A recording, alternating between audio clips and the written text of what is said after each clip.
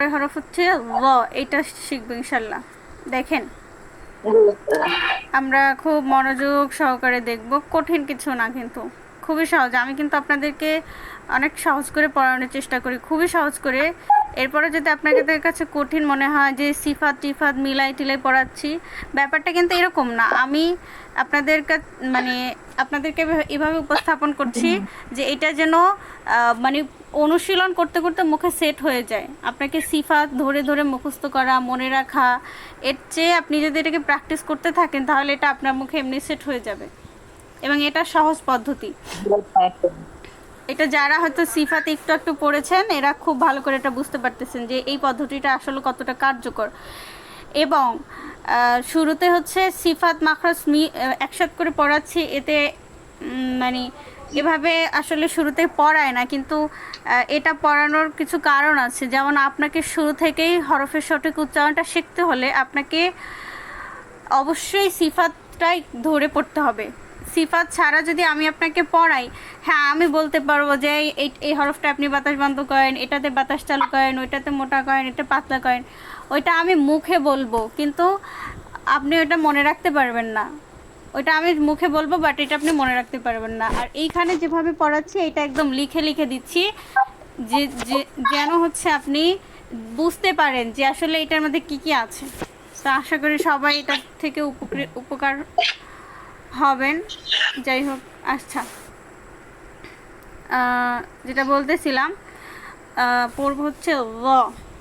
আচ্ছা দেখেন, আগে আমরা মাখরাজ দেখি। হ্যাঁ, হরফের উচ্চারণের স্থানটা দেখি। মাখরাজ কি দেখেন তো? মাখরাজ হচ্ছে জিহ্বার আগা সামনের উপরের দুই দাঁতের আগার সাথে লাগাইয়া, জ হচ্ছে গোড়ার সাথে লাগাইয়া, আর সরি ত হচ্ছে গোড়ার সাথে লাগাইয়া, আর জ হচ্ছে কি আগার সাথে লাগাইয়া, আগার সাথে লাগাইয়া। জ হচ্ছে গোড়ার সাথে, আর ত হচ্ছে কি আগার সাথে লাগাইয়া। আচ্ছা, আগার সাথে আমাদের জিহ্বার আগা উপরের সামনের উপরে দুই দাঁতের আগার সাথে লাগাবো। এই যে দেখেন, খুব সুন্দর করে পিকচারের মধ্যে দেওয়া আছে কোথায় লাগে আগা। শুধু আপনার জিহ্বার আগাটা, এবং অতিরিক্ত বের করবেন না। অনেকে আছে পুরো জিহ্বা বের করে ফেলে মুখ থেকে, শুধু আগাটা দুই দাঁতের সামনে লাগাবেন ব্যাস, আর ভিতরের অংশ ভিতরেই থাকবে, অতিরিক্ত বের করবেন না। তাহলে এটার মাখরাজ কি? জিহ্বার আগা সামনের উপরের দুই দাঁতের আগার সঙ্গে লাগাই উচ্চারিত হয় ল। বলেন লতা আপু। ল, ল, ল,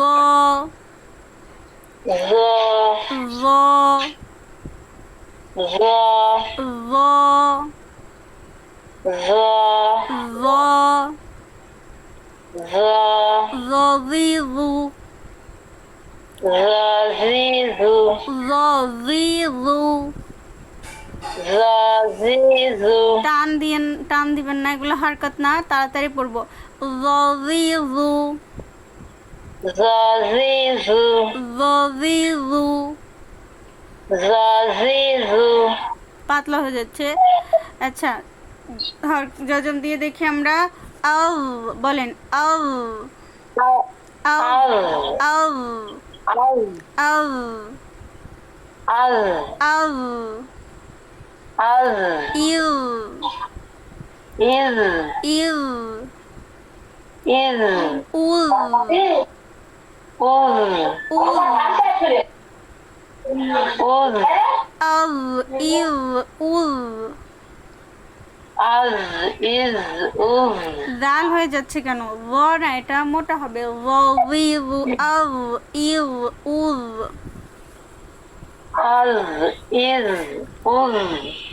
জাল পড়তেছেন আপনি।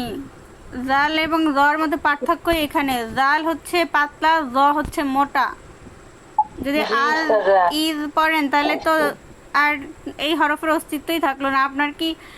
আপনার কি আল্লাহ কি আপনাকে এই অধিকার দিছে যে এক হরফের জায়গায় আর এক হরফ পড়েন? এই অধিকার কি আপনি আছে বলেন?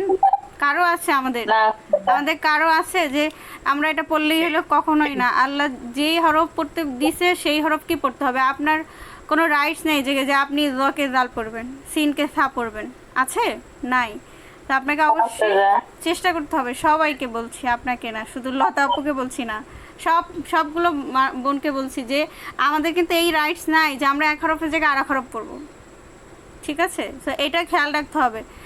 হরফকে শুদ্ধ করে পড়াটা শিখতে হবে, এটা আপনার জন্য ফরজ। আপনি কেন বুঝতে পারতেছেন না?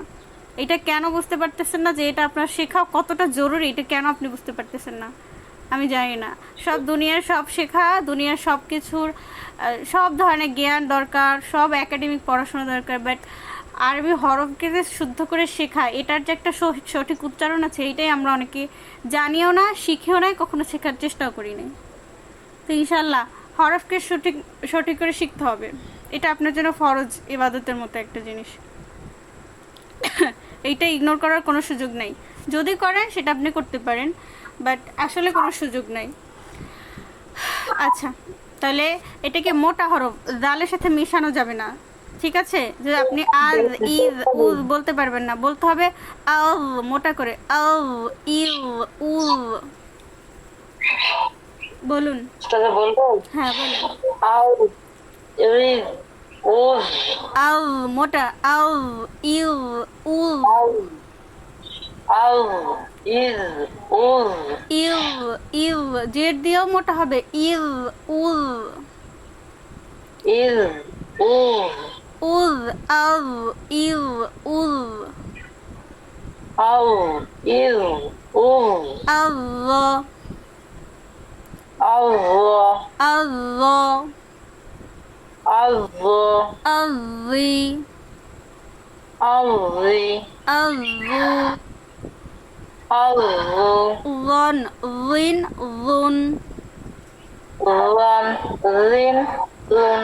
আচ্ছা আসেন আমরা সিফাত দেখি নাই, সিফাতটা দেখি একটু কি কি আছে দেখেন তো। হরফের মধ্যে কি কি গুণ আছে, কি কি গুণ নিয়ে আসতে হবে। হরফের মধ্যে বাতাস বন্ধ রাখতে হবে, আওয়াজটা চালু রাখতে হবে, জিহ্বার গোড়াটা উপরে উঠাতে হবে, জিহ্বার মধ্যখান তালুর সাথে মিলাতে হবে, উচ্চারণে আওয়াজ মজবুত হবে, জ হরফটি মোটা করিয়া একালিফ টানিয়া পড়িতে হয়, তাই না? তাহলে বাতাসটা বন্ধ রাখতে হবে, কোনো বাতাস বের হয় না, একদম বাতাস বন্ধ, কিন্তু আওয়াজ চালু, যেমন আউ ইউ উ, এই যে আওয়াজটা কি ধরে রাখতে পারতেছেন, মানে আওয়াজটা বাধাপ্রাপ্ত হচ্ছে না, খুব সুন্দর করে আওয়াজটা চালু থাকতেছে হরফের মধ্যে, এজন্য জয়ের মধ্যে আওয়াজটা চালু থাকবে। এরপর জিহ্বার গোড়াটা উপরে উঠাতে হবে। মোটা হরফগুলো, সবগুলো মোটা হরফের ক্ষেত্রে জিহ্বার গোড়া উপরে উঠাতে হয়। মোটা হরফে জিহ্বার গোড়া উপরে উঠাতে হবেই, এবং আরেকটা হচ্ছে সেটা হচ্ছে জিহ্বার মধ্যখান তালুর সাথে মিলবে, মাঝখানটা উপরের দিকে ধাবিত হবে। ও এটা পুরোপুরি মিলে না, কিন্তু তয়ের বেলায় পুরো মেলে, কিন্তু জয়ের বেলায় মিলে না আর কি। তবে উপরের দিকে ধাবিত করা, উপরে উঠানোর চেষ্টা করা, যাতে জটা হচ্ছে বলার সময় পুরো একটা চাপ সৃষ্টি হয়, চাপ সৃষ্টি হয়ে হরফটা মোটা হয়ে বের হয়, এই আর কি। তো ইনশাল্লাহ আপনি চেষ্টা করবেন, আপনারা খুব সহজে এটা শিখতে পারবেন। আচ্ছা, তাহলে এই হরফে কারো কোনো প্রশ্ন আছে? আপু আসসালামু আলাইকুম। বলেন। ওয়ালাইকুম সালাম। জ হরফটা আপনি বলেন এক আলিফ টেনে পড়তে হয়, ত আর জ একই রকম না? হ্যাঁ হ্যাঁ হ্যাঁ হ্যাঁ একই, এক আলিফ। বলার সময় আপনি মনে হয় বলছিলেন 4 আলিফ পরিমাণ মাত, আমি মানে লক্ষ্য করছিলাম, তখন জিজ্ঞাসা করতে চাইছি, ভুলে গেছি, এখন মনে পড়লো।